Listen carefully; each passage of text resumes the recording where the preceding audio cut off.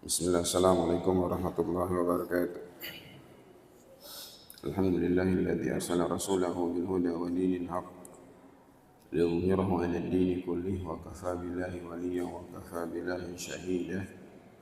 Asyhadu an la ilaha illallah wahdahu la syarika lah wa asyhadu anna Muhammadan abduhu wa rasuluhu la nabiyya ba'dah.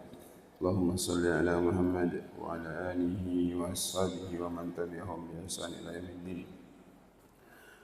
Alhamdulillah, segala puji bagi Allah Subhanahu wa taala. Salawat serta salam semoga selalu tercurah kepada Nabi Allah Muhammad sallallahu alaihi wasallam, keluarganya, sahabatnya serta orang-orang yang ikuti beliau hingga akhir zaman. Sebagaimana dikatakan pada pertemuan lalu, kita akan sedikit membahas mengenai sobat-sobat orang yang mengatakan berdalil tentang pembangunan masjid ini, tentang dibolehkannya kuburan di dalam masjid. Pada saat ini bukan untuk antum membantah mereka ya, ini tidak perlu, karena orang-orang yang sudah masuk ke dalam diri mereka, ini sobat-sobat seperti ini ya, ini kadang susah antum mau membalikan mereka. Tapi ini untuk suatu saat mungkin ada orang yang mengatakan seperti itu, antum tidak terkena subhat, antum sudah tahu oh ini, karena ini banyak yang dikatakan seperti itu ya. Ketika mereka buat masjid, mereka kadang menggali pondasinya, mereka temukan di dalamnya ada kuburan, atau mungkin kuburan itu dibangun setelah masjid. Ketika dikatakan kepada mereka bahwa ini terlarang, ini perkara yang tidak boleh terkumpul dalam Islam, itu masjid dan kuburan, ya sama sekali tidak boleh terkumpul. Ini sebagaimana kita katakan pada pertemuan lalu ini sebab laknat, sebab yang laknat. Bahkan dikatakan oleh Syekhuna, ketika kuburan duluan, masjid datang berikutnya, dan kuburan dan masjid itu walaupun dibangun dengan dana ratusan triliun sekalipun, itu masih harus dibongkar. Ketika kuburan duluan, kuburan duluan, dibangun masjid setelah itu, tanpa ada dipindahkan, walaupun sebenarnya tidak boleh dipindahkan ya. Sudah terlanjur istilahnya, sudah terlanjur masjid dan kuburan itu bertemu dalam keadaan kuburan duluan, masjid dibangun dengan dana triliunan, maka yang harus dibongkar adalah masjid. Dibongkar adalah ini masjid, karena kuburan dia punya kehormatan. Kuburan dia punya kehormatan, ya ini di sana. Jadi di sini idza qala qailun al-an waqi'un fi mushkilah. Apabila ada orang yang mengatakan bahwa sekarang kami dalam ini masalah ini binisbati liqabri Rasulullah sallallahu alaihi wasallam, ketika dilihat kuburan Rasulullah sallallahu alaihi wasallam sekarang, keadaan kuburan Rasulullah sallallahu alaihi wasallam, jadi mereka berdalil bahwa kau melarang kami, mengatakan ini yang harus dibongkar. Lihatlah kuburan Rasulullah berada dalam Masjid Nabawi, fa innahu fi wasatil masjid. Kalau antum pergi di sana, mereka mengatakan antum melihat kuburan Rasulullah itu di tengah-tengah masjid. Ya. Fama wal jawab. Apa jawabannya ketika antum berhadapan dengan sumber seperti itu? Syekh Utsaimin rahimahullah taala beliau mengutarakan di sini sampai 4 jawaban. Ya, 4 jawaban. Yang pertama anal masjid lam yubna ala qabri. Masjid ini tidak dibangun di atas kubur. Masjid Nabawi ini tidak dibangun di atas kubur, karena bunyal masjidah fi hayati Rasulillah. Masjid dibangun itu ketika Nabi masih hidup. Maka orang bilang, wah berarti Masjid Nabawi harus dibongkar dong, kan kuburan Rasulullah SAW tidak mungkin mau dibongkar. Orang bilang berarti Masjid Nabawi mesti dibongkar. Tidak. Masjid yang berdiri duluan, masjid itu ada ketika Rasulullah SAW masih hidup, dibangun ketika Rasulullah SAW masih hidup. Jadi tidak bisa mau mengatakan bahwasanya wah berarti kalau kita kembali kepada kalian punya kaidah bahwasanya ketika berkumpul dengan masjid dan kuburan Rasulullah SAW tidak mungkin dibongkar, tidak mungkin dipindahkan, karena hadisnya mengatakan seperti itu. Para nabi ketika mereka meninggal, mereka dikuburkan di mana tempat mereka meninggal. Berarti Masjid Nabawi harus dibongkar. Ini tidak. Karena apa? Masjid yang dibangun duluan. Ketemu dua kemuliaan. Ini yang pertama.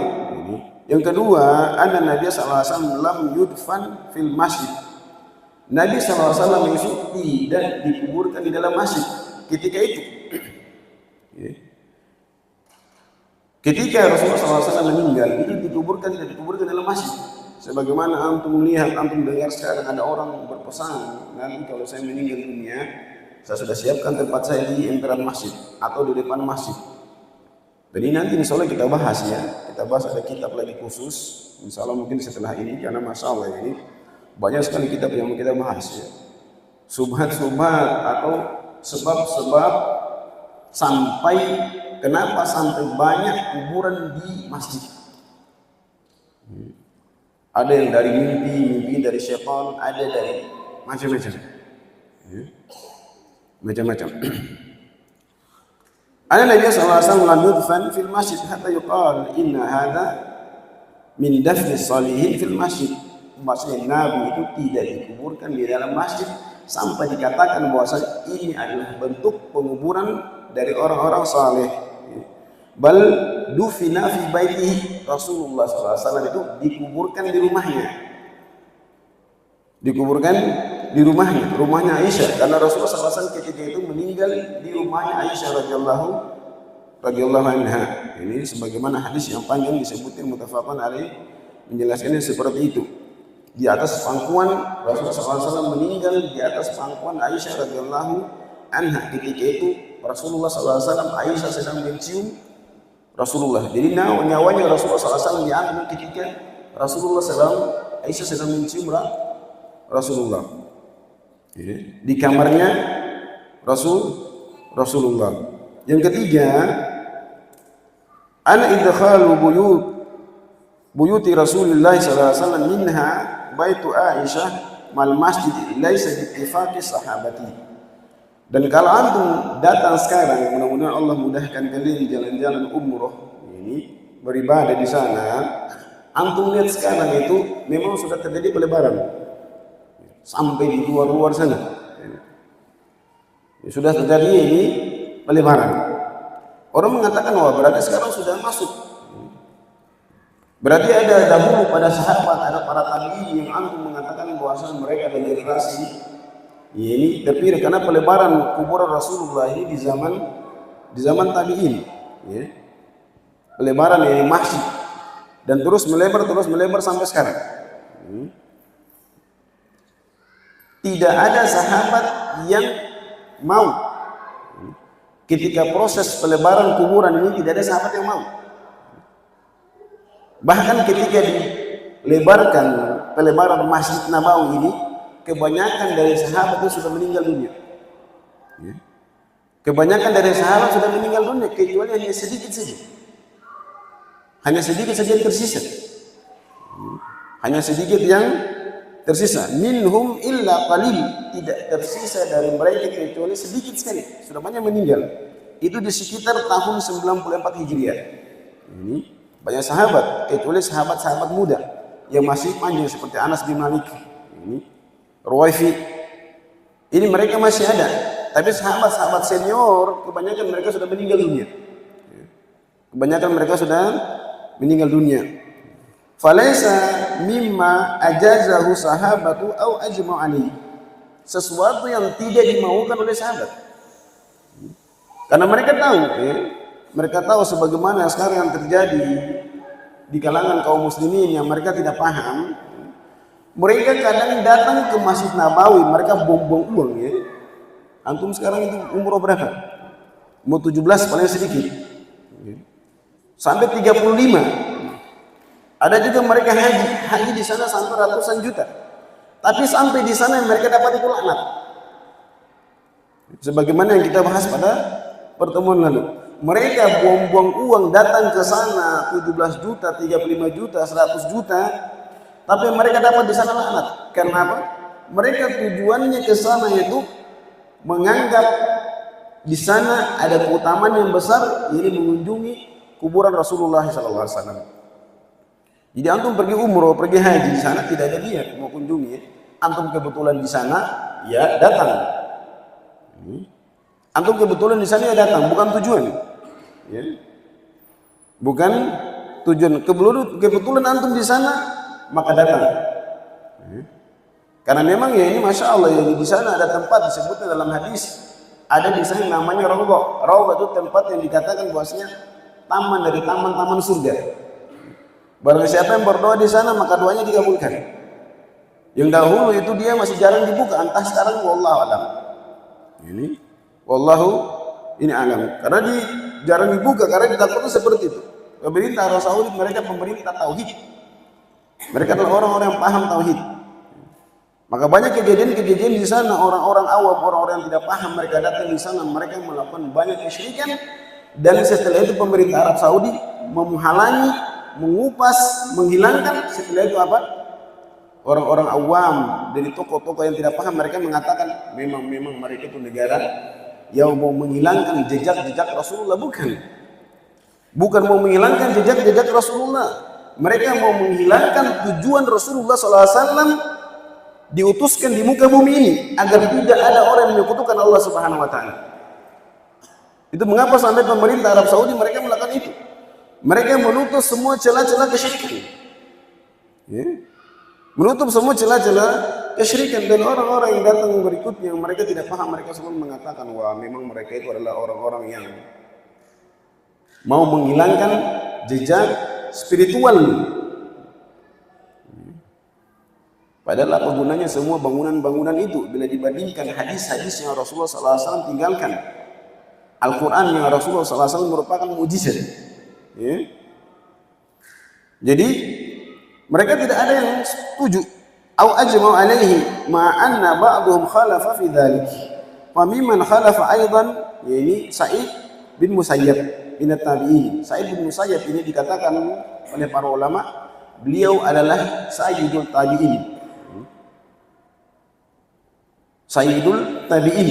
Dia mengatakan tidak, kami tidak setuju dengan pembangunan pelebaran masjid sampai masuk ke kuburan Rasulullah sallallahu alaihi wasallam. Jadi tidak bisa menjadikan dalil. Jadi tidak bisa dijadikan ada orang-orang yang tidak paham, mereka melakukan sebuah pekerjaan lalu setelah itu perbuatan mereka dijadikan sebagai dalil untuk ibadah. Berbeda kalau masalah mungkin mereka para sahabat atau khalifatul arba, khalifah yang 4 ini mereka melakukan, maka ini mungkin dalam keadaan mereka tidak ada sama sekali melakukan itu. Jadi dalam hadis Rasulullah SAW mengatakan fattabi sunnati wa sunnatil khulafai rasyidin. Kenapa sampai Rasulullah SAW mengatakan ikuti sunnahku dan sunnah khulafai rasyidin? Karena tidak mungkin khulafai rasyidin, khalifah yang 4 ini mereka menyelisihi Al-Quran dan Hadis. Itu tidak mungkin. Itu tidak mungkin. Falam yarda bihadzal amal, dan tidak ridha. Mereka tidak ridha dengan perbuatan itu, pelebaran Masjid Nabawi sampai masuk ke dalam rumahnya ini Rasulullah. Yang keempat, annal qabra laysa fil masjid. Pada hakikatnya kuburan tidak di dalam masjid. Hatta ba'da idkhalihi, sampai dikatakan sekarang ini setelah dimasukkan. Masih tetap dikatakan apa? Kuburan Rasulullah tidak di dalam masjid. Bahkan ketika secara kasat mata atau orang-orang melihat kuburannya itu berada dalam masjid. Dikatakan di sini oleh Syekh Utsaimin, bahkan sampai sekarang tidak dikatakan kuburan Rasulullah dalam masjid. Karena apa? Li'annahu fi hujrati mustaqillah anil masjid. Karena di dalamnya itu ada kamar khusus yang dibuat dia ini khusus, yang terpisah. Falaysa masjidun mabniyan alaihi. Tidak masjid dibangun di atasnya. Walihada ja'ala hadzal makan mahfuzan. Oleh karena itu tempat itu terjaga, dijaga, tidak dibiarkan begitu saja. Tempat yang tidak pernah ketika dibuka itu ada tentara yang kosong di situ. Bahkan ada seorang, kalau antum datang ke sana, orang Indonesia mereka pakai bahasa Indonesia, orang Malaysia mereka pakai bahasa Malaysia untuk melarang orang itu meratap di depan kuburan Rasulullah. Antum masalah rindu di sana, antum mungkin meneterkan air mata. Tapi ketika antum sudah punya perbuatan yang berlebihan, ada tentara di sana, ada seorang tulab di sana yang mengatakan jangan antum lakukan itu. Dia usir. Dia usir. Karena apa? Pahamnya mereka dengan tauhid, pahamnya mereka dengan bahaya kesyirikan. Sebagaimana tadi dikatakan apa? Jauh-jauh mereka datang dari Indonesia, jauh-jauh mereka datang dari seluruh dunia, datang ke sana untuk mengharapkan pahala, tapi salah niat, yang mereka dapatkan hanyalah laknat. Mereka dapatkan hanyalah laknat. Dan dari segi posisi itu dibuat sedemikian rupa sampai orang itu tidak bisa sholat berhadapan dengan kuburan itu, dibuat menyamping. Jadi dikasih sempit. Ini contohnya, ini kuburan, ini rombok. Jalan masuknya di sini, ini jalan pintu dekatnya. Ada jalan masuknya dari masjid sana. Tapi ini dibuat sempit, sehingga orang itu tidak bisa sholat di sini. Tidak bisa sholat di sini. Mereka hanya sholat di samping sini saja. Jadi mereka sholat di sini, bukan di sini. Karena semuanya dikasih sempit agar orang itu tidak ada di bagian sini. Mereka sholat di bagian sini, di rauda itu. Jadi masya Allah, ini itu jawaban bagi ini orang-orang yang mempunyai subhat dengan mengatakan wah ini kuburan Rasulullah kok seperti itu. Atau mau melarang kami dalam keadaan kuburan Rasulullah seperti itu. Jadi sampai bisa ulang. Antum coba ulang. Jadi 4, ini jawaban dari Syekh Utsaimin. Satu saja.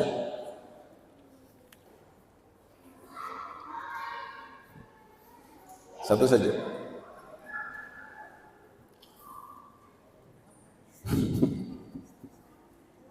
Terlalu cepat ya penjelasan.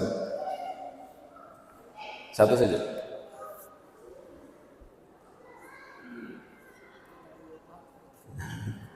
Fadhal anta ya Halid.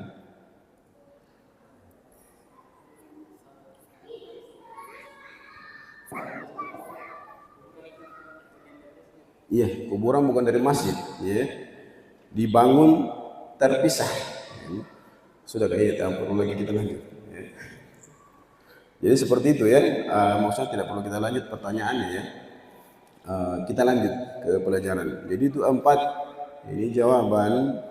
Ini yang antum pakai untuk ya ini menghilangkan subhat. Ketika ada ya ini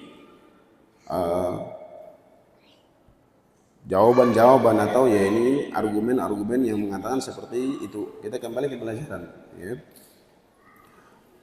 Wali Muslim an Jundub bin Abdillah qala sami'tu Nabiyya sallallahu alaihi wasallam qabla an yamuta bi khamsin wa huwa yaqul.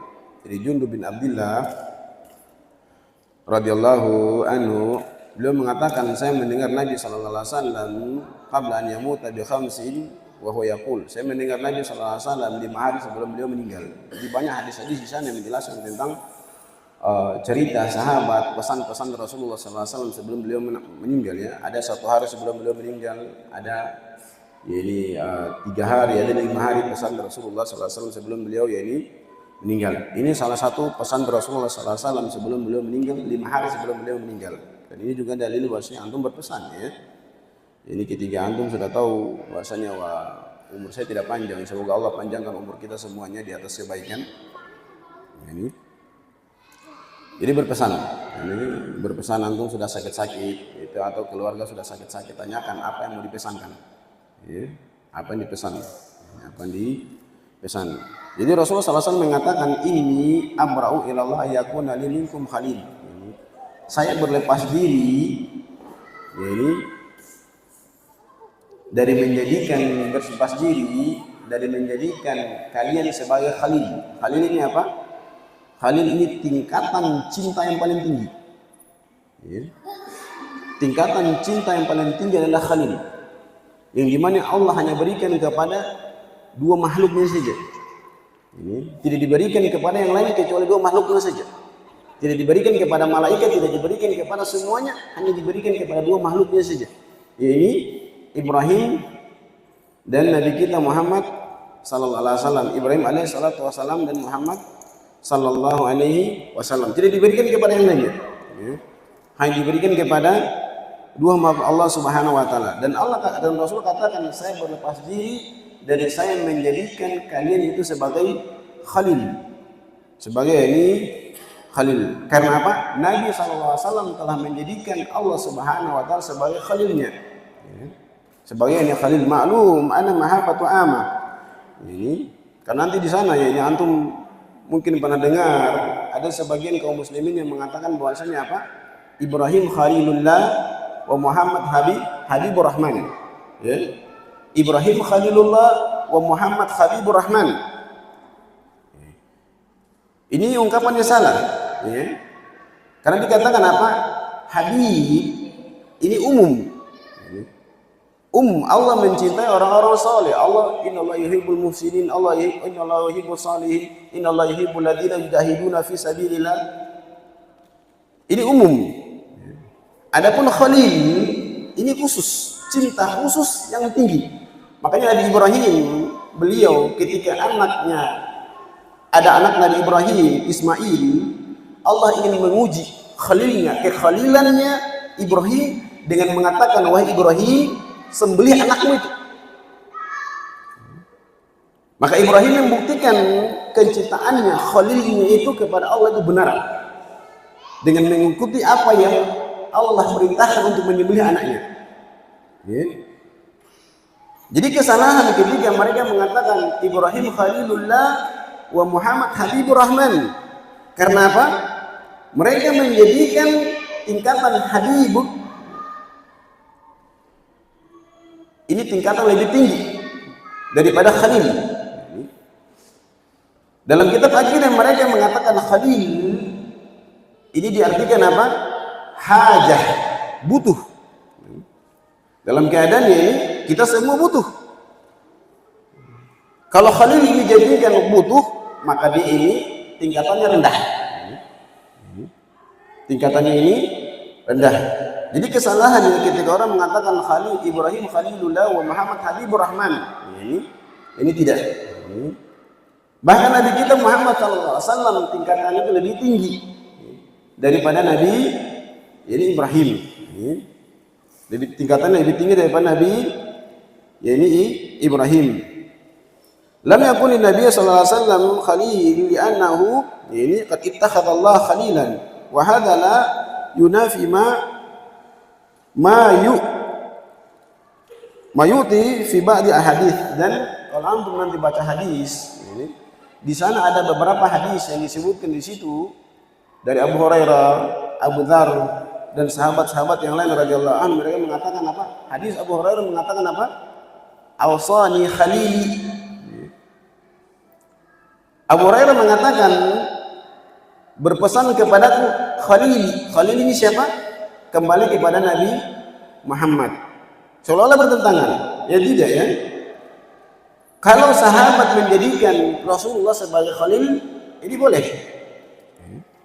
Tapi kalau Rasul mau menjadikan sahabat sebagai khalil, ini tidak boleh.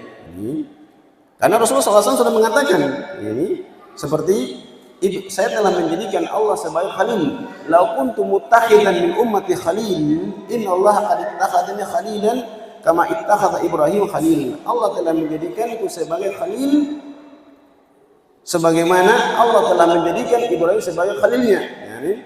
Walau kuntu muttakhidan min ummati khalilan, kalau seandainya saya boleh menjadikan dari umatku itu khalil, maka saya akan jadikan Abu Bakar sebagai khalilku. Ini menunjukkan apa? Tingginya derajat yaitu Abu Bakar. Ada yang bertanya, ketika pernah anak bahas tentang masalah ini, ada yang bertanya, mana yang lebih utama? Abu Bakar atau Imam Mahdi? Mana yang lebih utama? Abu Bakar atau Imam Mahdi? Siapa yang lebih utama? Abu Bakar atau Imam Mahdi? Tentu Abu Bakar. Dari hadis-hadis yang disebutkan oleh Rasulullah sallallahu alaihi wasallam. Hadza dalil ala jahli. Tadi sudah disebutkan ya.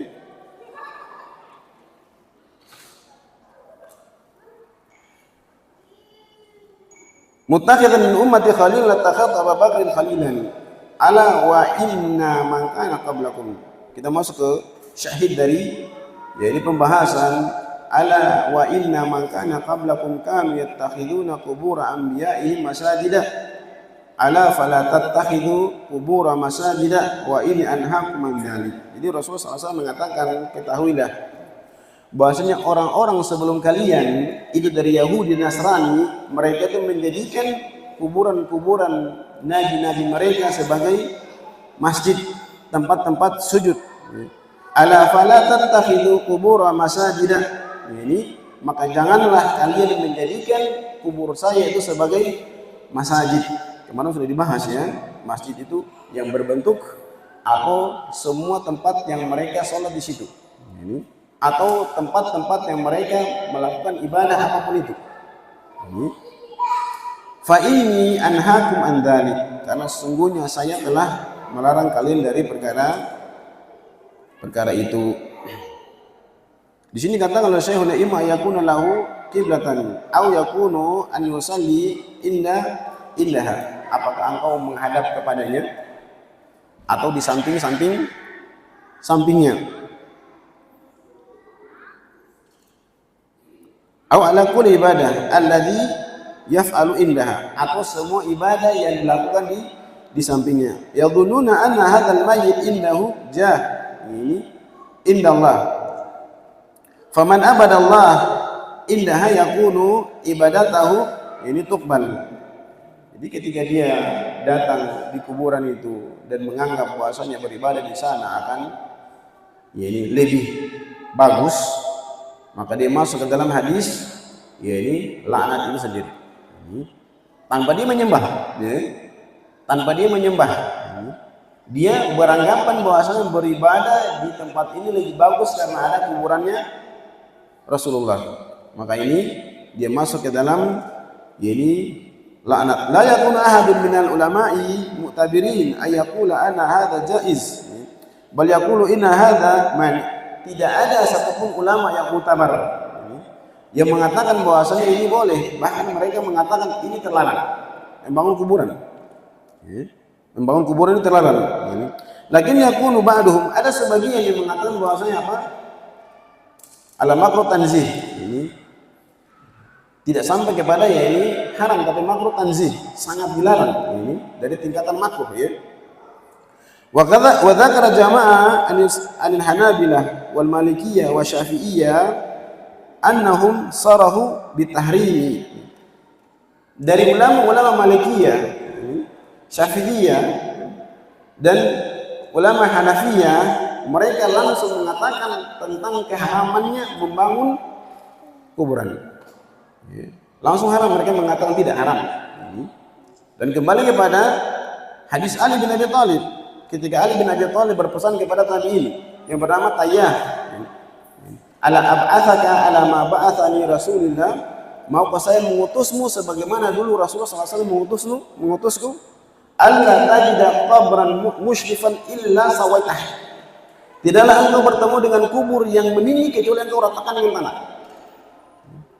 Wala suratan illa tamastaha. Ketika engkau bertemu dengan gambar, maka coret gambar itu, robek gambar itu. Jadi pada dasarnya kuburan itu tidak dikatakan satu jengkal. Dalam keadaan di sana ada khilaf ini tentang ukuran kuburan satu jengkal. Ada yang mengatakan hadisnya dhaif. Tapi kuburan itu sesuai dengan sisa tanah saja. Sesuai dengan sisa tanah. Sisa tanah yang karena ada lahat ditaruh bagian papan di situ, maka tanah itu yang menjadi gundukan. Tidak ada orang bilang wah satu jengkal berarti saya boleh susun batu di situ. Tidak sama sekali. Tidak sama sekali seperti yang itu. Dan dikatakan di sini fawajibun ala man indahu qudrah. Maka wajib bagi orang yang mempunyai kemampuan. Dia mempunyai kekuatan untuk membongkar setiap kuburan-kuburan yang meninggi. Ingat ya, orang punya kekuatan ya, bukan kekuatan fisik ini ya. Nanti antum jalan-jalan di kuburan umum sana antum hancurkan semua kuburan, bukan ya. Bukan seperti itu ya. Orang yang mempunyai kemampuan, mempunyai kekuatan, mempunyai pangkat, yang dengan itu dia didengar. Bukannya antum wah nanti saya pergi, kecuali mungkin kuburan keluarga antum sendiri, keluarga orang tua, kuburan ini bapak, kuburan anak yang terlanjur antum telah bangun dia, maka bongkar. Karena kuburannya antum punya. Kalau kuburan orang jangan antum bongkar, itu urusan mereka sendiri. Urusan mereka ya ini sendiri. Waqad naha anhu fi akhir hayatihi. Sungguh beliau sallallahu alaihi wasallam telah melarang di akhir hayatnya. Tsumma innahu la'ana. Kemudian beliau melaknat. Bukan hanya dilarang, tapi dilaknat. Wa huwa fi siyaqi man fa'alahu. Ini ketika beliau dalam keadaan yang seperti itu. Fasalatu indaha min dzaliki. Maka salat padanya masuk ke dalam perkara itu, dilaknat. Wa illam yubdal, yani masjidun, walaupun di situ tidak dibangun masjid. Karena ada orang yang datang di sana, mereka sholat belum dibangun masjid, hanya berbentuk kuburan saja ya. Mereka buat di situ ada sajadah, bahkan ada sewa-sewa sajadahnya ya. Sajadahnya disewa. Ini mau pergi di sini nanti sajadahnya disewa. Ini disewa sekian. Lalu antum boleh duduk di situ berzikir, bahkan antum mau sholat di sana. Itu sudah masuk dalam ini kategori larangan. Wa huwa makna qaulihi khasya ayyattakhidha masjidan. Ini kembali kepada makna dari perkataan beliau, takut jangan sampai dijadikan sebagai tempat sujud, tempat beribadah. Fa inna sahabata lam yakunu la yabnu haula qabrihi masjidan. Sahabat tidak melakukan itu.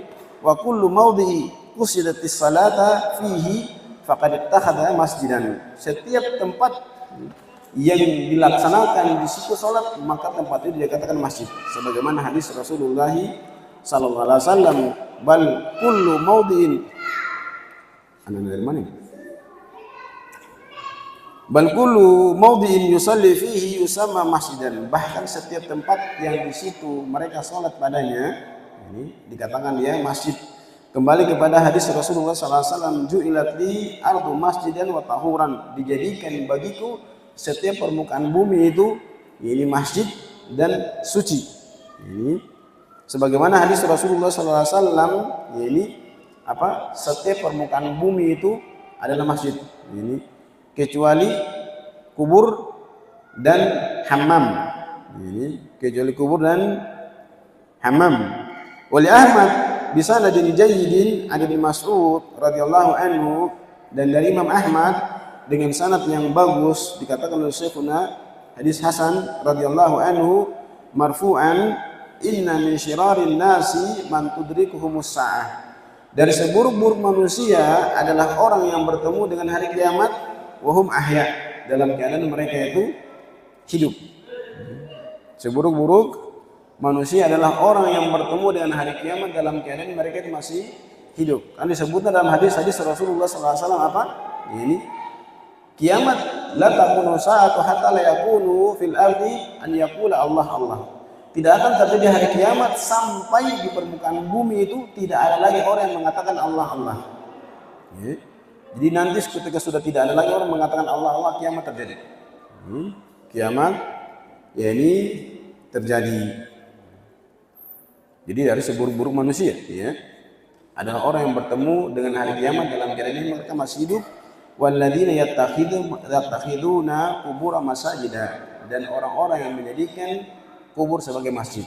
Ini mereka tidak sembah ya, mereka tidak sujud, mereka tidak menunjukkan solatnya, zakatnya, ibadahnya semua ke masjid, tapi apa? Mereka jadikan kubur sebagai tempat beribadah. Dikatakan mereka apa?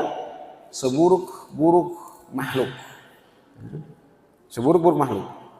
Maka masya Allah ya ini kita berdoa kepada Allah Subhanahu Wa Taala, semoga ini tanah yang kita cintai, ini tanah Buton, tersebar tauhid, tersebar tauhid agar masya Allah ya ini bisa menjadi ya ini kota yang aman, membawa berkah, sebabkan karena tauhidnya dan semua kebaikan-kebaikan Allah keluarkan dari tempat kita ini. Karena kalau tidak, masya Allah ini walaupun ada sumber daya apa segala macam, maka semua hanyalah azab bagi pemiliknya. Ini sebelum saya tutup mungkin ada yang bertanya, persilakan. Fadhalu.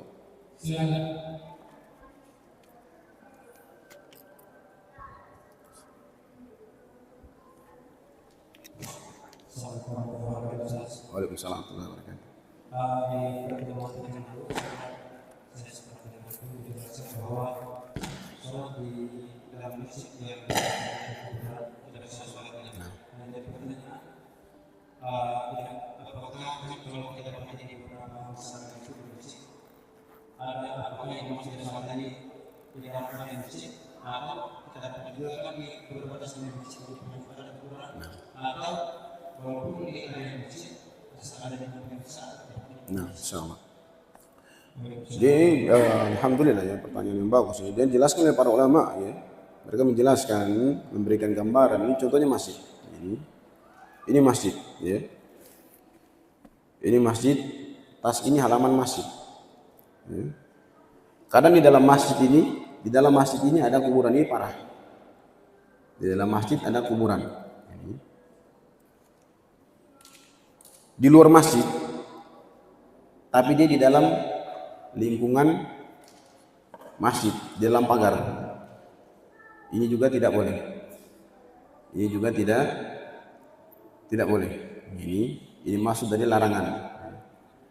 Masjid, pagar di luar, langsung. Ini juga masuk dari larangan.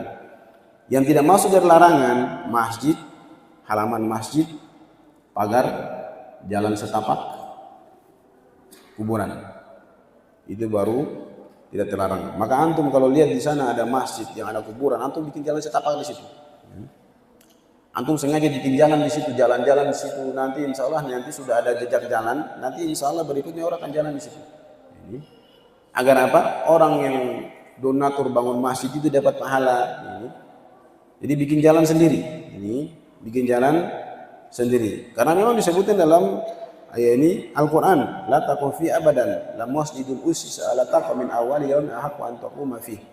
Dan dalil ini yang dipakai oleh para ulama untuk larangan sholat di masjid yang di situ ada kuburan. Ini masjid, halaman masjid, pagar, jalan setapak, kuburan. Ini boleh. Di dalam masjid itu parah sekali. Di dalam halangan masjid, di depan itu masih dikatakan ya ini parah. Di depan itu juga masuk larangan. Yang aman itu ketika dia ada jalan setapak. Makanya ini bagus ketika ada program yang mereka bikin dinding masjid, dinding kuburan, nggak apa, masya Allah bagus itu. Ada masjid di sekitar yang ana lihat itu, ya ini begitu dia masjid. Kadang kan masjid dia tidak ada halaman sama sekali ya, tidak ada halaman masjid, ada pagar, ada jalan langsung dibikin pagar. Ini masuk aman. Ini masuk aman. Jadi masjid tidak ada dia punya halaman, langsung di lingkungan masyarakat, di sampingnya ada kuburan, bikin pagar, bikin jalan setapak di situ. Itu insya Allah ya ini aman. Tapi kalau misalnya di sini masjid kuburannya di samping sini, ini juga ya ini dimakruhkan. Dimakruhkan. Ya, ini dimakruhkan orang sholat di situ, ya ini dimakruhkan orang sholat di situ. Ya, ini. Tapi kalau dia datang di sana tujuannya memang untuk mengharapkan kebaikan dari kuburan itu, maka mau di depan, di belakang semua itu terhalang. Itu ya ini tidak boleh, bahkan masuk ke dalam ya ini laknat. Masuk ke dalam ya ini laknat. Ada yang lain?